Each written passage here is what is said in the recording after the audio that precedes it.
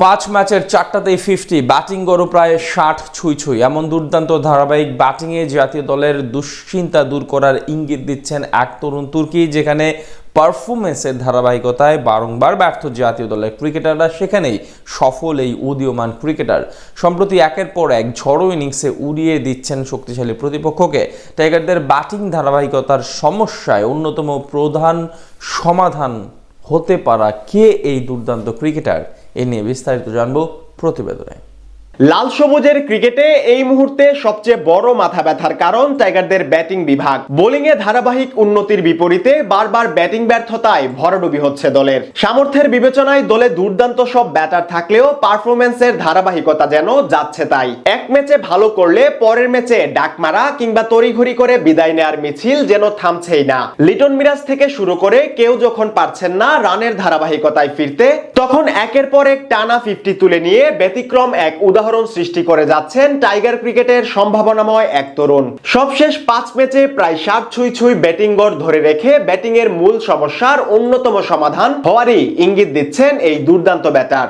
বলছিলাম বাংলাদেশ অনূর্ধ্ব 19 দলের ওপেনার জাওয়াদ আবরারের কথা।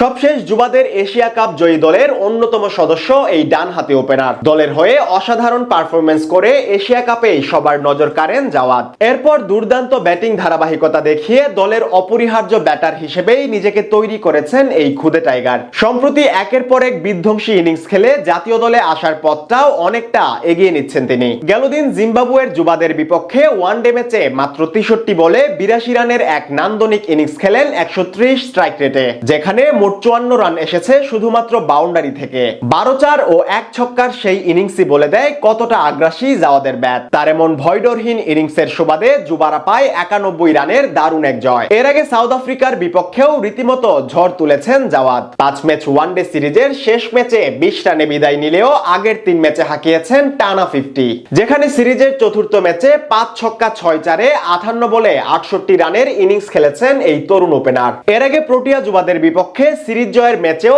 বড় ভূমিকা রেখেছে এই ডানহাতি। 57 রানের সেই ইনিংসে মাত্র 1-4-এর বিপরীতে 6-6টি ছক্কা মারার কৃতিত্ব দেখিয়েছেন তিনি। এমনকি সিরিজের দ্বিতীয় ম্যাচেও জাওয়াদের 70 রানের ইনিংসের কল্যাণে বিশাল এক জয় পায় যুবা টাইগাররা। সব মিলিয়ে হ্যাট্রিক 50-র এই পরিসংখ্যানই বলে দেয় আগ্রাসী ব্যাটিং মনোভাবের পাশাপাশি রান করার ধারাবাহিকতায় বেশ পটু এই তরুণ ক্রিকেটার, যা বাংলাদেশ ক্রিকেটের জন্য অত্যন্ত স্বস্তিদায়ক। যেহেতু জাওয়াদ মূলত একজন ওপেনার, পাশাপাশি টপ অর্ডারেও মানিয়ে খেলতে পারেন তিনি, সেহেতু বাংলাদেশ জাতীয় দলের জন্য তিনি হতে পারেন অন্যতম আশার আলো।